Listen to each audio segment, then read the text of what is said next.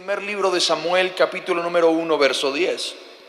Ana, con una profunda angustia, lloraba amargamente mientras oraba al Señor e hizo el siguiente voto: oh Señor de los ejércitos celestiales, si miras mi dolor y contestas mi oración y me das un hijo, entonces te lo devolveré.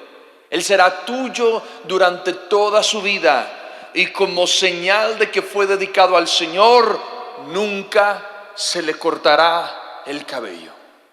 ¿Alguna vez te has sentido completamente desesperado? ¿En alguna ocasión de tu vida has sentido que en medio de esa desesperación oras y parece ser que esas oraciones estuvieran rebotando en el techo de tu habitación o aún en el techo de este auditorio sin respuesta? Ahora imagina, si puedes, la agonía de una mujer que vivió esa misma desesperación cada día de su vida.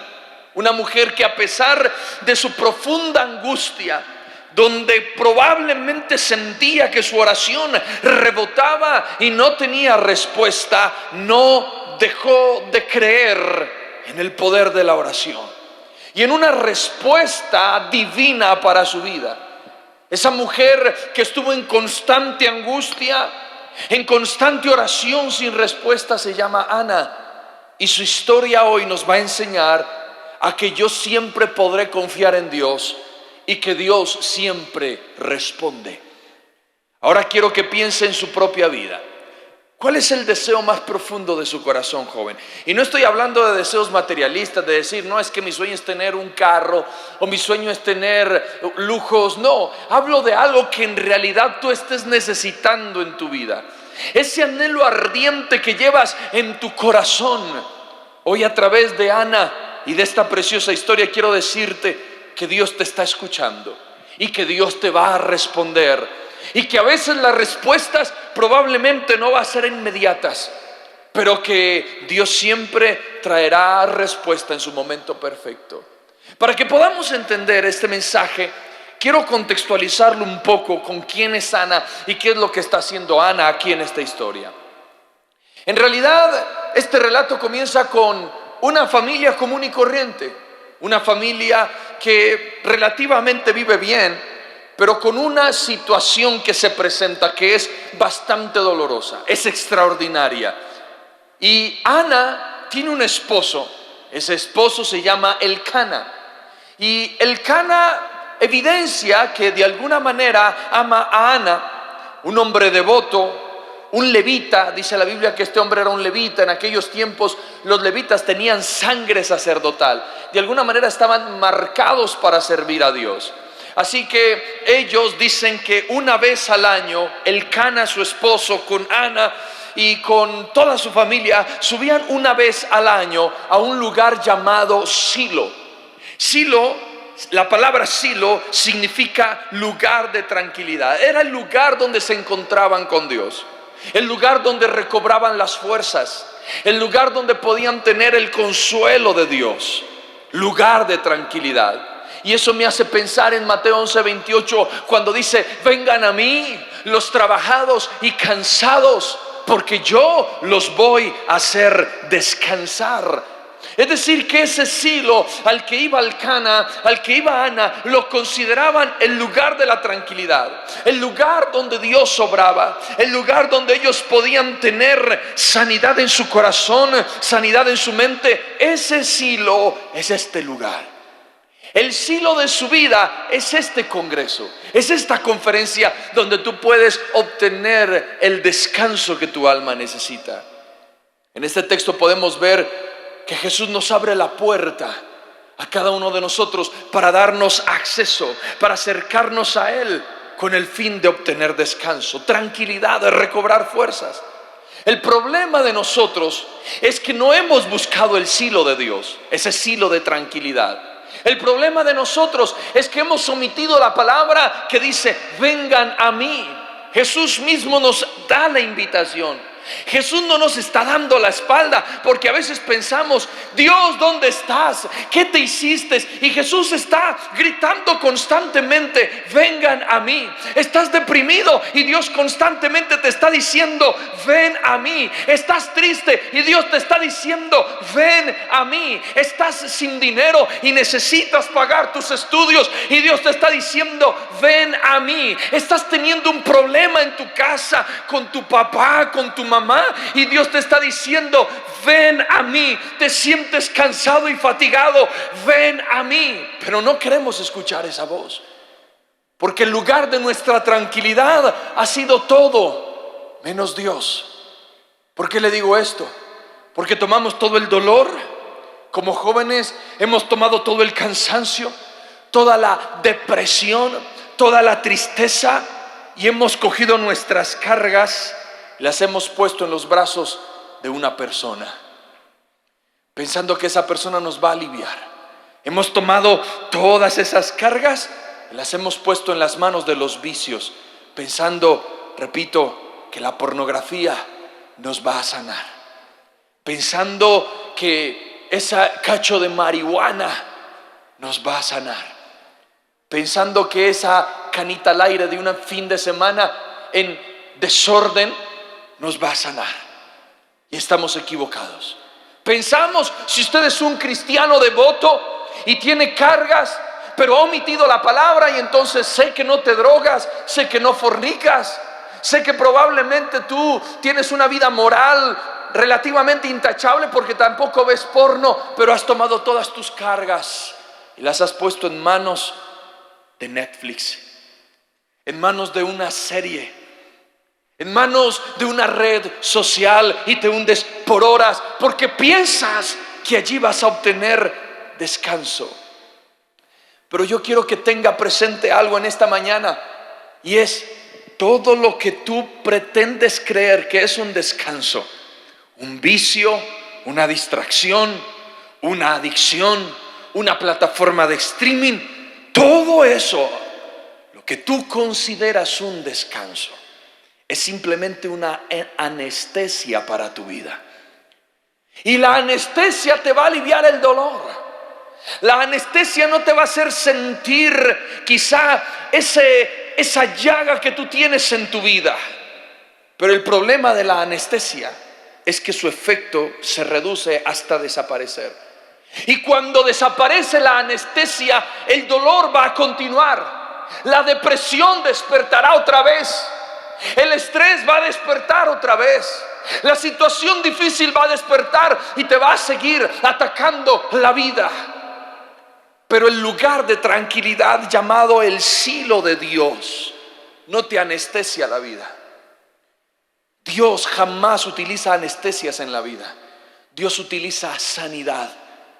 Dios no alivia dolores, Dios sana dolores. Hay una diferencia muy grande cuando tú buscas el mundo y cuando buscas a Dios. Dios sana el dolor. En Él hay descanso completo, en Él hay paz completa. Y eso es lo que debemos entender. Y Ana lo pudo comprender. Por eso el primer punto que quiero hablarte en esta mañana es el dolor de la suplantación.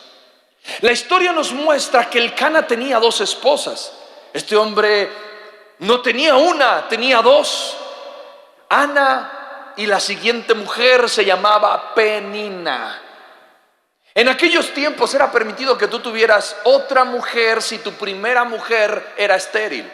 Es decir, que Elcana se casó con Ana emocionado de tener hijos, pero se dio cuenta que Ana era estéril.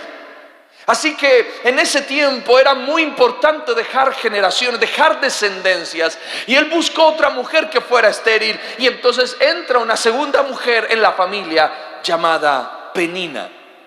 Esto me hace pensar muchas veces en las situaciones que nosotros estamos viviendo y que probablemente Dios nos dio algo, pero lo consideramos estéril. Pensamos que ese ministerio que Dios nos dio y el cual Dios nos profetizó parece estéril. Y creemos que ahí no va a suceder nada. Pastor, llevo 10 años intentando, pero nada sucede. Monto mis canciones, pagué una producción completa y solo tengo 3 vistas: la de mi mamá, la de mi papá y la de mi hermano. No hay nada más, no sucede nada. Y Dios me prometió un ministerio. Probablemente ese ministerio que tú tienes en tu vida sea como la esposa de Elcana llamada Ana. Dios le dio a Elcana esa mujer Ana, pero Ana era estéril. Pero Elcana no quiso esperar en el momento de Dios. Él decidió buscar una alternativa bajo sus propias ideas para tener lo que quería. Probablemente estás en un ministerio frustrado, estás en un sueño frustrado, estás en una situación frustrada y estás tentado a cambiar la promesa de Dios por lo que tu razón está diciendo. Yo te digo, detente un momento y espera, porque siempre mis decisiones carnales me llevarán a mayores estancamientos. Pero cuando yo espero en Dios, aunque yo sienta que esa promesa parece estar estéril, aunque sienta que ese ministerio parece estar estéril, si Dios dio una promesa, joven, Dios la va a cumplir. No necesitas buscar alternativas en el mundo. Espera pacientemente en Dios. La Biblia dice: pacientemente esperé en el Señor y Él se inclinó a mí y oyó mi clamor. Me hizo sacar del pozo cenagoso, del pozo de la desesperación. No abortes lo que Dios colocó en tus manos, aunque parezca ser estéril. Yo creo en el nombre de Jesús que en el momento indicado de Dios, ¡boom!, disparará lo que Dios colocó en tus manos. ¿Alguien dice amén a eso? Y se le va a aplaudir al Señor, hágalo a Él. No me está aplaudiendo a mí, está aplaudiendo la promesa de Dios. Entonces, fíjese que cuando nosotros decidimos reemplazar los llamados de Dios, vamos a tener complicaciones. Otros, en medio de su egoísmo y de su egocentrismo, han pensado que su vida sería diferente o mejor sin Dios. Y no se dan cuenta de que Dios los está llevando bajo un proceso. No se están dando cuenta que Dios los está llevando bajo una temporada de madurez. Escuche bien, joven, escuche bien esto. Si Dios no ha permitido que su llamado, que su sueño, que su proyecto florezca, es porque todavía no estás maduro. Y hasta que tú y yo no maduremos, Dios no va a hacer florecer lo que te dijo. Espera, no te desanimes. Dios va a hacer algo. Diga conmigo: Dios va a hacer algo.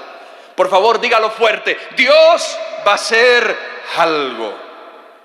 La respuesta en medio de todo esto es que si tú escoges lo tuyo, nunca tendrás lo que necesitas. Pero si permites que Dios escoja por ti, siempre tendrás lo que necesitas. Lo que tú no necesitas te va a suplir caprichos y nunca vas a ser feliz. Pero cuando tú permites que sea Dios quien te llene, tú no vas a suplir caprichos, vas a suplir necesidades. Y cuando tus necesidades son suplidas, serás feliz. Por eso la Biblia dice: mi Dios pues suplirá todo lo que nos falta conforme a sus riquezas en gloria en Cristo Jesús. Una de las cosas que no hemos entendido es que no podemos satisfacer a todo el mundo. En aquel tiempo, una mujer estéril se consideraba una mujer despreciada, inútil, no servía para nada. Era un sentido de deshonra que una mujer dijera que no podía tener hijos. Y se decía que la razón por la cual una mujer en este tiempo no podía tener hijos si resultaba estéril era porque estaba en pecado. Era porque estaba cargando una maldición generacional. Era porque quizá de pronto Dios no la había visto con agrado. ¿Sabe qué significa el nombre Ana? Ana significa favorecida. Pero le faltaba algo: el favor de Dios. Le faltaba el favor de Dios. Favorecida. Pero yo no veo el favor de Dios en Ana. Veo una mujer despreciada, veo una mujer estéril, veo una mujer señalada, veo una mujer que no tiene la voz de Dios produciendo efecto a favor de su vida.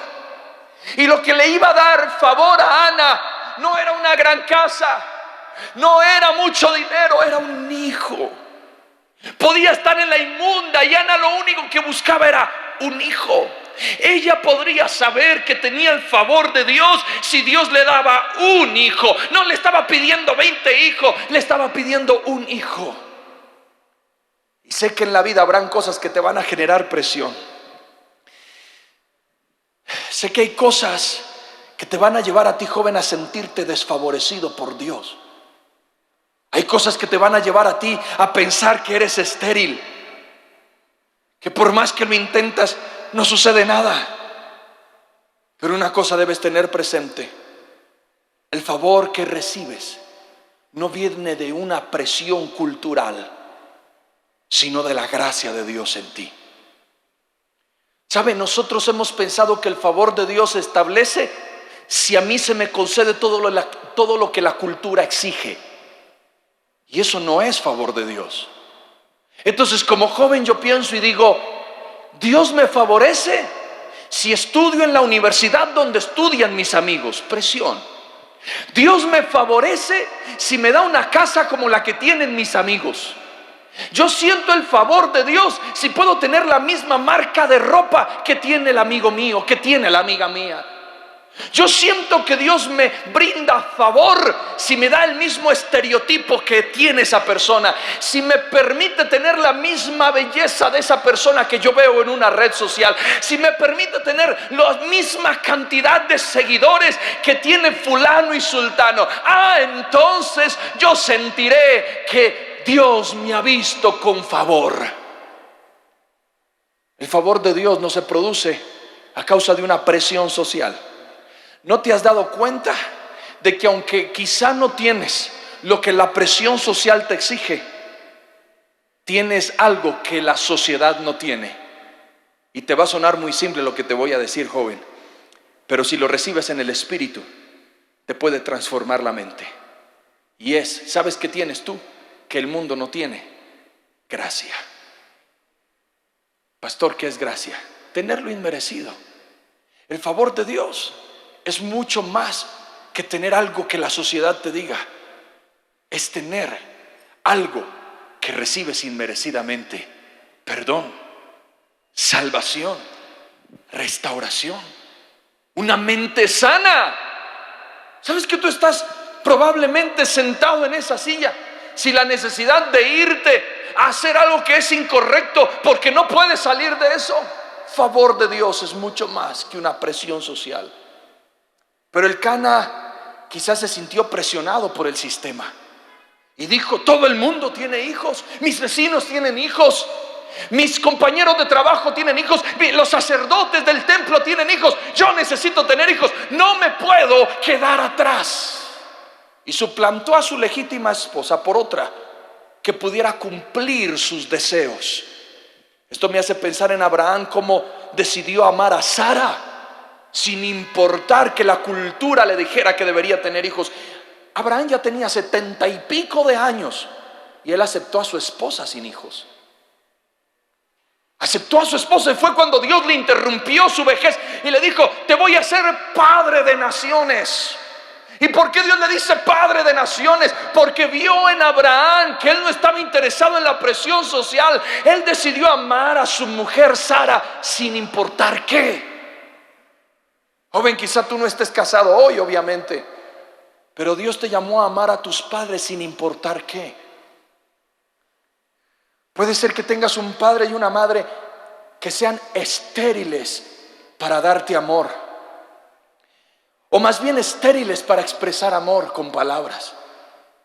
Pero que cuando tú entiendes que el favor de Dios está sobre tu vida, estás dispuesto a amar a tus padres, aunque sientas que son estériles para darte un abrazo, para decirte un te amo, pero lo han mostrado de otras maneras, dándote estudio, ayudándote en tus problemas, pagándote una universidad. Quizá de pronto tienes unos padres un poco duros, un poco rústicos en su expresión, en sus palabras, pero sabes que en lo profundo esos padres darían lo que fuera por ti. Sí, padres que te tocó, que probablemente en algún momento expresaron una palabra mal dicha hacia ti, pero que fueron deslices de la humanidad, pero que en realidad te aman. Y no nos hemos dado cuenta que lo que Dios colocó a nuestro lado es valioso, es precioso. Pero la presión social nos está llevando a querer cambiar cosas que en realidad nos han beneficiado. Porque no hemos aprendido a valorar lo que Dios puso a nuestro lado, a valorar ese hermano que tienes, a valorar esa hermana que tienes, a valorar esa familia que tienes. Abraham la valoró. Ama a tu familia sin importar si cumple las reglas del sistema. Todo lo que tú ves en una película es falso. Ay, es que yo quisiera que mis padres se levantaran en la mañana como se levanta esta pareja en las mañanas de la película, que se besan, que se dicen te amo, que se dan chistes. Eso no existe. No existe. Las películas siempre te van a poner una imagen fantasiosa de algo que no es real. Un verdadero hogar tiene peleas. Un verdadero hogar tiene tensiones. Un verdadero hogar tiene un padre que regaña a sus hijos. Un verdadero hogar tendrá hijos que en momentos se va a enojar con sus padres. Un verdadero hogar, sí, va a tener toda esta dinámica, pero también va a tener momentos felices. Un verdadero hogar también tiene la capacidad de pedir perdón. Pero Hollywood nos ha pintado un hogar espectacular. No existe. No hay hogares, escúcheme bien. No existe ningún hogar funcional. Todos los hogares, incluyendo el mío, es disfuncional. ¿Qué es disfunción? Que no es perfecto. Pero la presión social nos ha hecho pensar que lo que tenemos no es perfecto, que no sirve, que no vamos a lograr nada con ese papá, con esa mamá, con ese hermano y con esa hermana. No, señores. El verdadero hogar no lo define Hollywood. El verdadero hogar lo define Dios. Con cicatrices, con imperfecciones, con heridas, con recuerdos no buenos, pero aún así te ha sostenido. ¿Y sabes por qué se ha sostenido? Porque Dios ha sido la roca y el cimiento de tu hogar. Deja que Dios sea el centro. Yo no construyo una familia para el vecino. Yo no construyo una familia para el mundo. Yo construyo una familia para mi familia, bajo la dirección de Dios, bajo la sabiduría de Dios. Por eso recuerde que Dios mira de cerca al humilde. Salmo 138:6 dice: se ocupa de los humildes, pero se mantiene distante de los orgullosos. Qué difícil es el hecho de soportar el hecho de no tener lo que otros tienen, sino que a pesar de que no tienes lo que otros tienen, te humillan. Interesante es ver en esta historia que la porción que su esposo le daba a Ana, porque dice que cuando subían al Silo, Elcana, su esposo, le daba una porción escogida a Ana, pero no era porque se lo merecía, sino porque le correspondía. Y dice, y le daba esa porción porque no podía tener hijos a pesar de que la amaba. Es decir, como tú no tienes lo que yo quiero, no voy a darte lo que desearía darte. Si tuvieras lo que yo quiero, yo te daría más. Y probablemente te levantaste en esa dinámica dentro de tu familia, donde ves un padre que no te da porque simplemente no ocupaste el primer lugar del colegio, porque probablemente no eres el más brillante de la escuela, y entonces el padre te dice: no te voy a dar porque no ocupaste el primer lugar. Y sientes que te has levantado quizá de pronto en una dinámica donde piensas que todo lo que tienes que lograr en la vida debe ser por merecimiento. Y has pensado que Dios Padre es igual que tu papá y es igual que tu mamá. Has pensado que Dios Padre va a reaccionar de la misma manera en que reacciona tu papá. Ah, no pecaste, entonces te bendigo. Pecaste, ahora te maldigo y te voy a tener estancado y voy a apartar mis ojos de ti para nunca perdonarte. Ese no es mi Padre.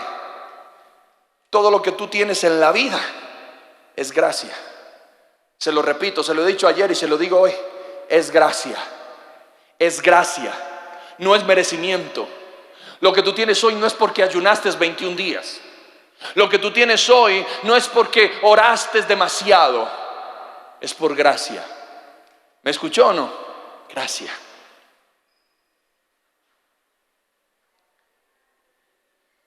Por mucho tiempo yo quise preguntarle a muchos ministros: pastor, ¿cuál es la clave del crecimiento de su iglesia? Todos tienen respuestas diferentes. Unos dicen orar mucho. Otros dicen esfuérzate en dar una buena prédica. Otros dicen ten visión. Otros dicen, actúa en fe aunque no tengas dinero. Todas son ciertas, pero me confundí. Y dije, bueno, entonces tengo que orar, tengo que tener visión, tengo que tenerlas todas. ¿Qué debo hacer? Hasta que cuando yo vi esta palabra, entendí, hijo, lo que yo les he dado a ellos no es porque han orado mucho, porque han ayunado mucho, porque no, es gracia. Yo decidí dárselos. Están disfrutando de su temporada. Y Dios me dijo, simplemente sé fiel. Ámame con todo el corazón. Búscame sin el interés de que yo te dé algo. Y mi gracia te va a dar lo que tú deseas en el momento en que yo considere que lo puedes recibir. Levante su mano derecha y diga, Señor, gracias. Por favor, dígalo con su corazón, diga, gracias por tu gracia. Ana recibió una porción porque era su esposa, pero no porque lo merecía. Primer libro de Samuel 1:5 dice, sin embargo Ana, aunque la amaba, solo le daba una porción selecta porque el Señor no le había dado hijos. ¿No es la manera en que el mundo también trabaja? Nos da según lo que alcanzamos, nos da según lo que merecemos. Nunca habrá gracia, ni mucho menos misericordia. Es decir, que el Cana le decía, te amo, pero no puedo darte más, porque no eres suficiente para mí. Esto debió de haber sido duro para Ana. La mujer que él escogió, la primera mujer, puedo imaginarme la impotencia que generaba en ella. Ella quería cambiar la situación. Ella quería verse aprobada por su esposo. Y decía, Señor, mira el desprecio.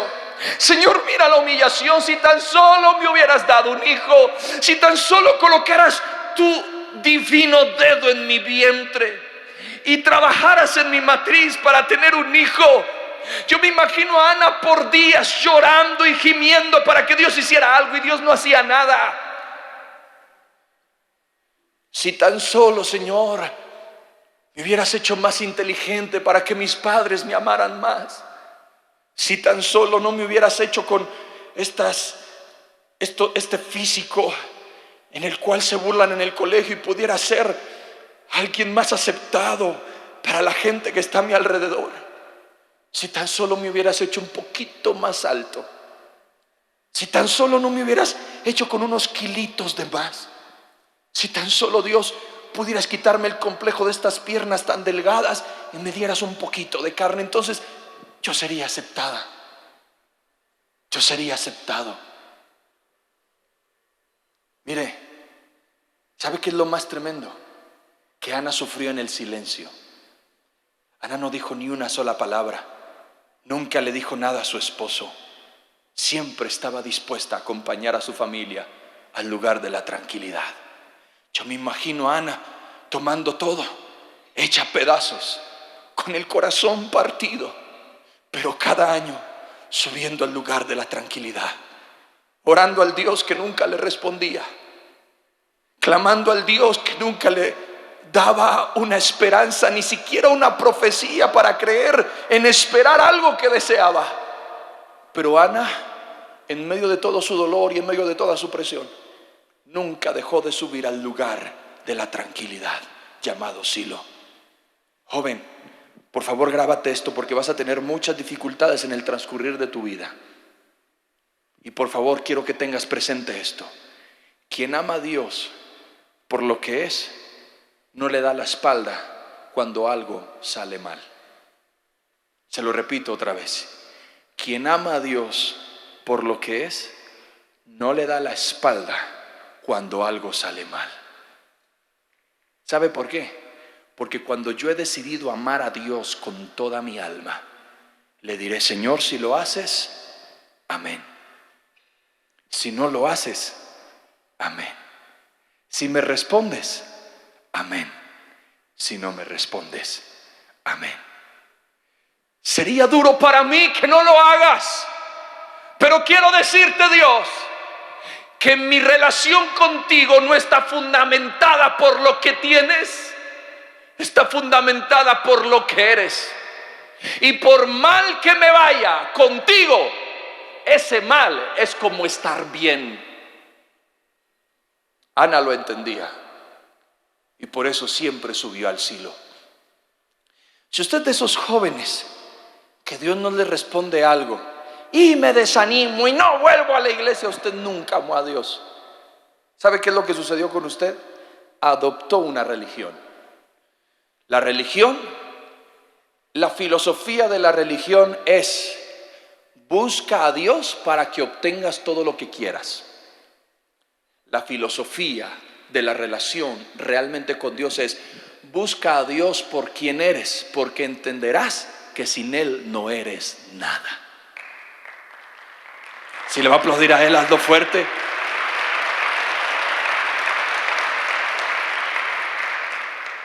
Cada uno tiene su proceso. Cada uno tiene el molino diseñado de Dios para su vida. Entonces, cuando veo a Ana, ella jamás dejó el hogar. Ella jamás se dio por vencida. Ella jamás negó su fe. Ella miró su situación y aunque no podía ser cambiada, creyó en Dios. Yo quiero que por favor diga conmigo fuerte: los primeros serán últimos. Ahora diga fuerte: y los últimos serán primeros. Ana era la primera, pero se convirtió en última. Ana fue la primera esposa, el amor de la vida del Cana, pero se convirtió en última porque no tenía lo que su esposo quería. En los procesos de Dios debemos estar preparados para ser moldeados. Y que aunque nuestro nombre signifique favorecido, favorecida como el de Ana, muchas veces nos sentiremos de últimos. Y es bueno que nos sintamos de últimos en ocasiones, porque de esa manera aprenderemos a depender de Dios, a depender de su gracia, a depender de su poder. Se lo reitero y se lo reitero: no es mi habilidad, es su gracia. Y entonces, en segundo lugar, yo veo a Ana que pone una aflicción en las manos de Dios. Ana cada año al subir al Silo lloraba a causa de su estado, pero aún más por el hecho de que su rival, llamada Penina, la fastidiaba. Mire, esto me llama la atención porque primer libro de Samuel, capítulo número 1, verso 7 dice: Penina se burlaba de Ana mientras iban al tabernáculo. En cada ocasión Ana terminaba llorando y ni siquiera quería comer. Me llama la atención que dice que cada año mientras subían a Silo, Penina se encargaba de burlarse de la esterilidad de Ana y de afligirla. ¿Usted se imagina subiendo y Penina con sus hijos la miraba con desprecio? Pobre estéril, no sirves para nada. Yo imagino a los niñitos chiquitos sacándole la lengua a Ana. Y Ana afligida. Y mientras subían, Penina se burlaba, le echaba indirectazos a Ana. No, pues ¿qué se puede lograr en este mundo? Qué difícil es cuando las mujeres son estériles, no sirven para nada, ¿no es cierto, mi amor, el Cana? Y Ana callada. Y Ana callada. Es muy común que cuando tú desees tener un encuentro con Dios y quieras subir al lugar de la tranquilidad llamado Silo, haya una Penina que te quiera amargar la vida, que te quiera humillar y hacerte sentir inútil. Cada vez que tú decidas acercarte a Dios con toda el alma, parece ser que el diablo siempre mandará una Penina para desestabilizar tus emociones y tu mente. Esta mujer, escuche, tuvo el poder de deprimir a Ana, pero a pesar de dicha aflicción, ella nunca dejó de adorar y de subir al Silo. Tuvo el poder de aplastar las emociones de Ana. Y Ana pudo haber dicho: me cambio de iglesia. Ana pudo haber dicho: voy a subir otro día. No. Si Dios colocó a Penina como un instrumento para formarme, bendito sea Dios. Si Dios colocó a Penina para que se burle de mí, me humille y me aplaste, bendito sea Dios. Dios sabe lo que hace. Pero no voy a dejar de subir al Silo, y mi dependencia de Dios no va a depender de la presencia de una persona. Y has dicho: ay, no vuelvo a la iglesia porque es que cortamos con esa relación y no soporto verlo, no soporto verla. ¿Y para dónde te vas? Para la católica. Tú no tienes madurez. ¿Quién dijo que el dueño de la iglesia es esa persona con la que terminaste? Ellos no es el dueño. Por lo tanto, yo voy a venir las veces que se me dé la gana a esta iglesia, Me voy a sentar en el puesto que se me dé la gana y voy a adorar como se me dé la gana. Ay, te está mirando tu ex, que me mire lo que quiera. Pero a mí nadie me saca de esta iglesia. Mira, tu ex vino con otro, que venga con 5 si quiere, pero a mí nadie me saca de esta iglesia, porque esta es mi casa y voy a seguir yendo al cielo a adorar a Dios con todo el corazón. Mi relación no va a depender de las circunstancias que me rodean, ni del que habló mal de mí, ni del que chismoseó, ni el que me dijo 1000 cosas. Este es mi silo y aquí Dios me va a responder, aquí Dios me va a levantar, aquí Dios me va a bendecir. Dice amén. Este es tu silo. Pero tuvo el poder de deprimir a Ana. Algo a notar aquí que me llama la atención es que Penina usó una bendición para fastidiar. La usó para fastidiar a alguien. Cuidado con lo que tienes. Cuidado con usar las bendiciones que Dios te da, joven, para fastidiar a otros. Cuidado. Usa lo que Dios te ha dado para amargar y deprimir a otros y refregarles en la cara lo que Dios te ha dado. Porque muy probablemente Dios dejará todas tus bendiciones en el anonimato, porque Él no comparte su gloria con nadie. ¿Y sabes qué me hace ver cuando yo fastidio a otro con mis bendiciones? Que no soy seguro de mí mismo. Yo no tengo ni de qué hablar, ni de a dónde viajo, ni lo que tengo, ni lo que hago. Yo no voy a fastidiar a otros con mis bendiciones. Si Dios quiere mostrarle a otro las bendiciones que tengo, que se las muestre, pero yo no lo voy a hacer. Cuando yo sé quién soy, yo no tengo que hablar de mis bendiciones. ¿Aló? ¿Está escuchando, joven? Cuando los demás quieren darse valor por un viaje, cuando los demás quieren darse valor porque tienen un amigo súper famoso, influyente, cuando alguien quiere darse valor por una posesión material, por la cantidad de seguidores en una red social, esa gente no me genera pesar, me genera lástima. ¿Y sabes por qué me generan lástima? Porque no serían nadie si no tienen lo que tienen. Yo le digo hoy, si no tengo seguidores, sigo teniendo valor. Si no tengo lo que deseo, sigo teniendo valor. Entienda, joven, su valor no está por lo que tiene, sino por lo que es. Ese es su valor.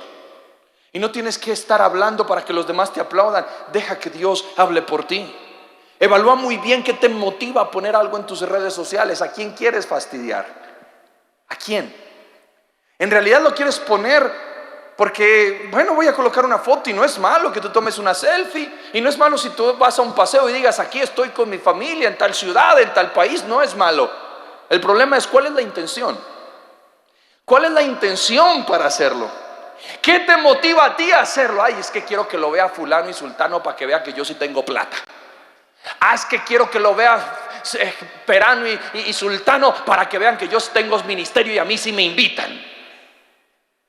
Ah, dice Dios, ¿con que esas estamos? Ok, entonces voy a dejarte en el anonimato hasta que aprendas.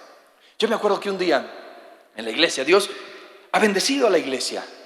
La iglesia mía es una iglesia floreciente, es una iglesia joven que va dando pasos, inspirándose en esta iglesia y en otras. Y digo, Señor, ¿nos vas a ayudar? Y voy escalando y un día dije, voy a mostrar lo que Dios me ha dado. Y entonces cambiamos sillas, pantalla, remodelamos y empecé a hacerle video a todo. Ya cuando iba a darle clic para subirlo a las redes sociales, yo escuché una voz y la voz me dijo, no fastidies a otros con tus bendiciones. Yo, Señor, pero es para mostrar tu gloria. Mentiroso, es para mostrar tu gloria. Yo cogí, borré el video y dije, Señor, me comprometo a no fastidiar a otros con mis bendiciones, aunque me sienta tentado a mostrarles que tú sigues bendiciéndonos. Escuche, deje que Dios hable por usted. Cuando Dios habla por usted, la voz de Dios hace más eco que sus esfuerzos humanos. Tranquilo, tenga paz. Pero Penina se sentía grande porque tenía hijos y Ana no. Qué difícil es esto. Y entonces, en medio del dolor que Ana experimentaba, su esposo la ve llorando y no la consuela porque Ana lloraba. Y cuando la ve llorando, su esposo le dice, ¿por qué estás llorando? No tengo hijos, Elcana. ¿Y no te soy yo mejor que 10 hijos? ¡Qué arrogante este hombre! ¿Acaso no ha sido la forma en que a veces trabajamos en nuestra familia y en nuestra vida? Deja de ser arrogante. Tú no eres el superhéroe de todo el mundo. Entiende el dolor de los demás. Entiende el dolor de los que están a tu alrededor. ¿Sabes? Yo quiero que tú comprendas que nosotros necesitamos tener humanidad, y Elcana nunca defendió a su mujer de la humillación de Penina, su otra mujer, como lo hizo Abraham con Sara. Elcana nunca oró para que Dios bendijera a Ana, como lo hizo Zacarías con su esposa para que naciera Juan el Bautista. Elcana le importaba cero el dolor de su esposa. Tú no puedes ser una persona dura ante el dolor de tu familia, ante el dolor de un hermano, ante el dolor de un amigo. Y en medio de esa aflicción, a pesar de que Ana no encuentra un apoyo con nadie, en tercer lugar, Ana pone su mirada en Dios. Pensó que su esposo le iba a ayudar, pensó que un amigo le iba a ayudar, pero se dio cuenta que nadie la ayudó. Así que Ana dice: voy a poner mi mirada en Dios. Ana tomó una decisión y fue la siguiente: no le voy a llorar más al hombre, le voy a llorar a Dios. Y cuando se cumplió el tiempo, volvió a subir al Silo. Mujer, no le llore a ese hombre que no merece. Yo no entiendo por qué hay mujeres que le lloran a un hombre que les traiciona. No puedes llorarle. Escúcheme, hombre, mujer, porque hay hombres también que se han arrastrado como perros a llorarle a una mujer que se las hizo. Entienda algo: sus lágrimas son muy valiosas, y yo mis lágrimas no las derramo con cualquiera. No se las voy a dar a un hombre. Usted, mujer, no se las va a dar a un hombre que te traiciona. Usted, hombre, no se las va a dar a una mujer que te traiciona. Yo no le voy a llorar a un hombre que me humilla o a una mujer que me humilla. ¿Sabe? Más bien, regálele sus lágrimas a quien le ama. Regálele sus lágrimas a su mamá que ha estado con usted y llore con ella. Regálele sus lágrimas a un papá que le ha dado fuerzas para sostenerse en la vida. Regálele sus lágrimas a ese amigo que ha estado con usted en los momentos más difíciles de su vida y a pesar de sus errores nunca le ha dejado. A ellos llórele, pero no le llore a quien no lo merece. Y Ana lo entendió: le lloré a mi esposo no merece mis lágrimas, y en vez de ayudarme me responde con arrogancia. ¡Ay, qué chillona que es usted! ¡Deje de llorar! Arrogantes porque no estamos entendiendo el dolor del otro. Yo sé que las mujeres son muy lloronas, yo sé. Pasa una mosca y están llorando: ¡ay, mira una mosca! Y lloran por todo. Hombre, si tú te vas a casar, te doy un consejo y te voy a prevenir de una vez: vas a tener que acostumbrarte al llanto de la mujer las 24 horas de tu día. Van a llorar por todo, lloran hasta durmiendo. ¿Y usted qué pasó? Lloran por todo, porque las mujeres son muy emocionales. Pero como hombres hemos tomado la determinación de entender las emociones de nuestras mujeres. Yo tengo 2 mujeres también, mi esposa y mi hija, y lloran, pero yo las entiendo, hago el esfuerzo. Toma tú la misma decisión. Levante su mano, por favor, y comprométase conmigo y diga: no le voy a llorar más al hombre, le voy a llorar a Dios. Dios entiende tus lágrimas, joven. Dios seca tus lágrimas. Y Primera de Samuel 1:10 dice algo precioso. Ana, con una profunda angustia, lloraba amargamente mientras oraba al Señor. Profunda angustia. Eso era lo que tenía Ana. Angustia es un estado de intranquilidad, de inquietud, que se produce por la amenaza o por la desgracia de un peligro. Eso es angustia. Cuando yo me siento rodeado de leones, cuando yo siento que se viene una catástrofe encima, ahí es donde yo siento angustia. Pero no solo estaba angustiada, estaba amargada. ¿Y sabes qué es amargura? Sentimiento duradero de frustración, de tristeza y de resentimiento por haber sufrido la desilusión de alguien o la injusticia de algo. Y Ana estaba amargada y angustiada. Le hago una pregunta, joven: ¿quién te ha amargado la vida? ¿Has permitido que la felicidad de tu vida dependa de los comentarios de una persona? Dependa de la situación de alguien. No, señores, hoy en el nombre de Jesús vas a ser libre de eso.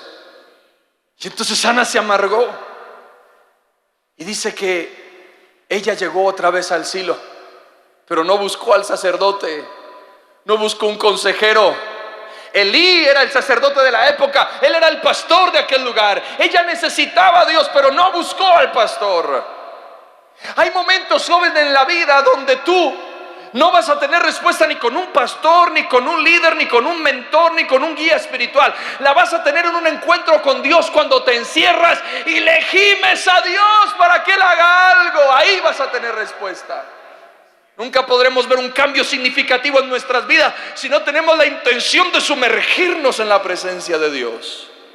Primer libro de Samuel 1 del 11 al 12 dice: Ana, con una profunda angustia, lloraba amargamente mientras oraba al Señor e hizo el siguiente voto: oh Señor de los ejércitos celestiales, si miras mi dolor y contestas mi oración y me das un hijo, entonces te lo devolveré. Él será tuyo durante toda su vida y como señal de que fue dedicado al Señor, nunca se le cortará el cabello.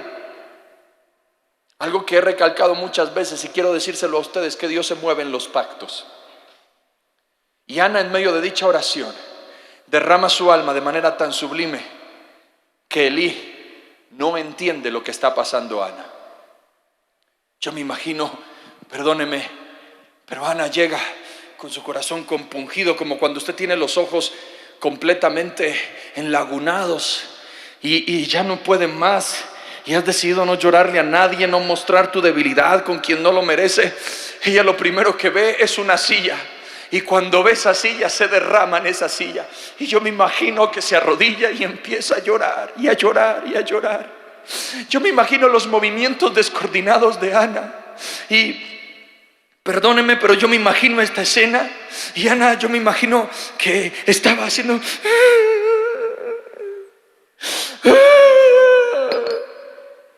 Era algo que no se veía en un templo, porque en los templos era un silencio sepulcral. Nadie decía nada, todo el mundo estaba con sus oraciones religiosas y diciéndole: Señor, gracias por todo, pero nadie expresaba ni derramaba su alma en un templo. Pero Ana en el Silo dijo: ya no puedo más. Y yo me imagino que estaba hasta quizá tirada allí sin saber qué hacer. Yo no sé si después se sentó y se movía como si estuviera desesperada, llorando, y en medio de su dolor decía: Señor, si miras mi angustia, si miras mi amargura, ya no puedo más. Elí empieza a ver la actitud de Ana. Yo me imagino a Ana tocándose la cabeza, desesperada, jalándose el cabello y diciendo: Señor, ya no puedo más. Elí la miraba y la observaba, su rostro enrojecido, hinchado, sus ojos rojos, chiquitos también de lo hinchado que estaban de tanto llorar. Elí la mira y le dice: Ana, qué bajo has caído. Digiere ya tu vino. Sé que no tienes hijos, pero no te refugies en el alcohol.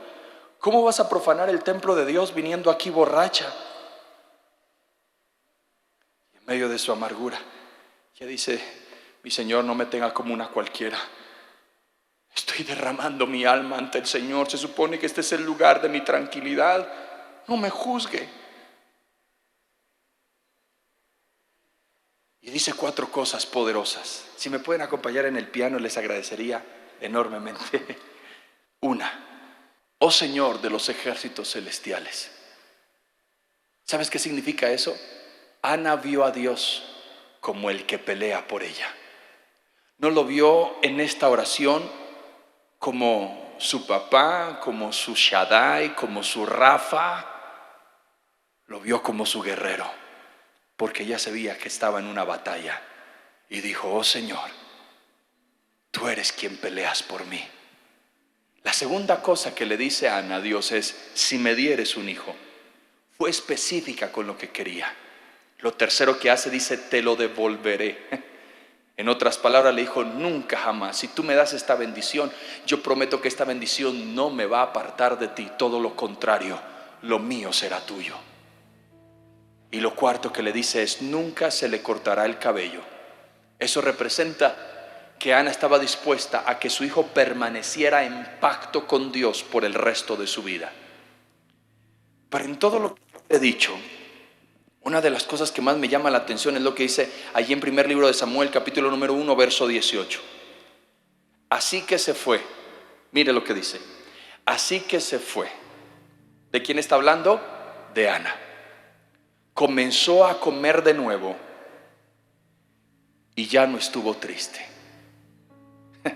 Esto es lo que sucede cuando tú tienes un encuentro con Dios.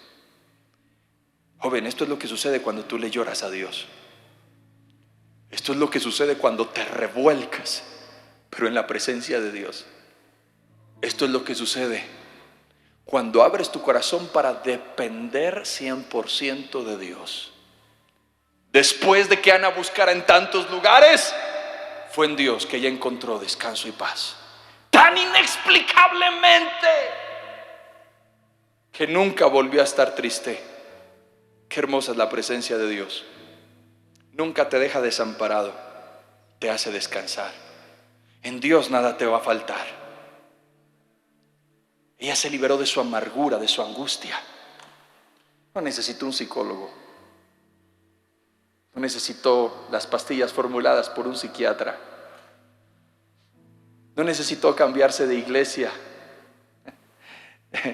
No necesitó buscar 1000 consejeros. Necesitó a Dios. Porque un encuentro con Dios lo cambia todo. Ahora Penina intentaba desestabilizarla, porque al siguiente año volvieron a subir. Penina se seguía burlando, pero Ana decía: está bien, ya estoy contenta. He decidido aceptar el no de Dios en mi vida. No tengo hijos, pero tengo a Dios. Y los hijos, me imagino que le decían: Ana fea. Y Ana decía: no tengo hijos, pero tengo a Dios.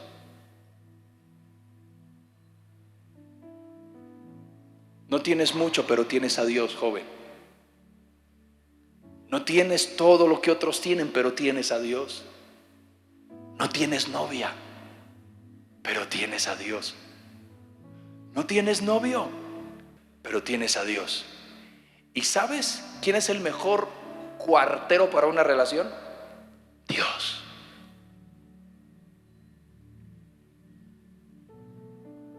No tengo un ministerio grandísimo, pero tengo a Dios. Mi grupo no está creciendo mucho, pero tengo a Dios.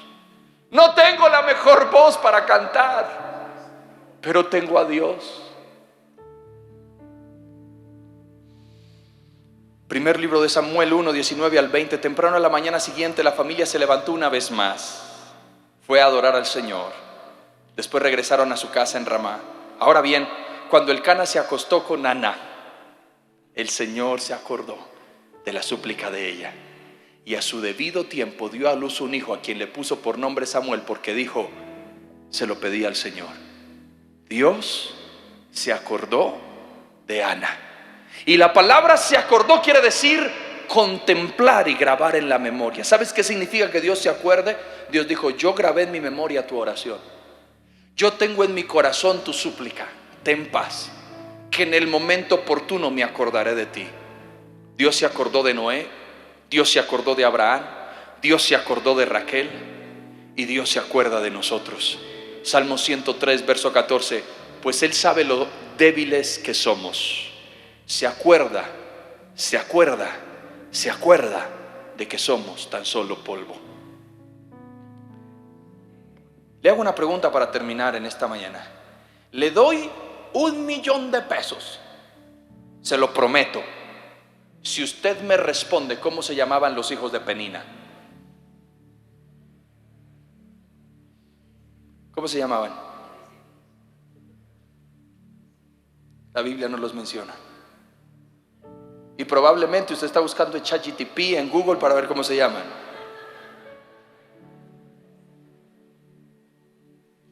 ¿Se da cuenta?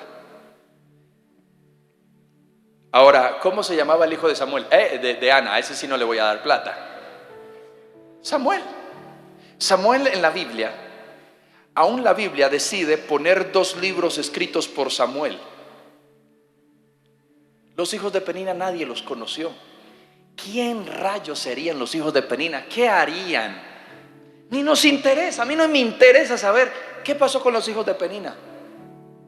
Porque los hijos de Penina es una bendición, ¿sí? Es misericordia de Dios. Escuche bien esto, joven, que te va a bendecir la vida. Hay bendiciones a mi vida que vienen por misericordia, y hay bendiciones a mi vida que vienen por gracia. Las bendiciones de misericordia es las que tiene el impío. La gente allá afuera, que tú ves a un ateo con un carro, es misericordia de Dios. La gente que tú ves que reniega a Dios y se burla de Dios y tiene fama, es misericordia de Dios. Pero todo lo que esa gente obtiene por misericordia queda en el anonimato. Porque como Dios es justo y amor, Él no puede violar su amor, y por eso brinda amor aún al más impío. Misericordia. Pero los hijos de Dios no vivimos solo con misericordia. Nuestra esencia es la gracia. Y cuando Dios nos da una bendición por gracia, la bendición que se obtiene por la gracia me bendice a mí, bendice mi próxima generación y bendice las generaciones que vengan después de mí y de mis hijos. Porque hay algo que tiene la gracia: no vence. Por eso la ley dice: su misericordia es nueva cada mañana. O sea que la misericordia de Dios se vence todos los días, porque cada mañana se renueva. La gracia no se vence. La gracia que Dios te da es para siempre. Ana tuvo un hijo, pero ese hijo hizo lo que ni siquiera 50,000 hijos harían. David tuvo una piedra, pero esa piedra hizo lo que 1000 espadas no pudieron hacer. Lo que tú tienes hoy y lo que Dios te da hoy es un regalo de gracia que será tan fuerte que ni todo el oro del mundo podrá darte lo que esa gracia te puede dar. Y Samuel es reconocido como el del profeta más grande de la historia, como el hombre que abre apertura a una nueva generación de unción y de poder. Y todo el que escuchaba el nombre Samuel decía: Dios se acordó de Ana. Dios te va a dar una bendición, y la bendición que Dios te va a dar a ti será tan fuerte que la gente dice: en realidad Dios se acordó de Juan, de Carlos, de Enoc. Con todo el respeto le digo, sin el título de pastor, Dios se acuerda de Danilo, de Santiago, de Juanes, de María, de Carlos. Dios te va a dar algo que la gente evidenciará que Dios sí se acuerda de ti, porque Él escucha nuestro dolor. Tan solo confía, tan solo confía. Él tiene todo bajo control, y en el momento que menos quizá esperes, Dios te mirará y soltará el cielo con lluvia desbordante, porque Dios escucha el dolor de nuestro corazón.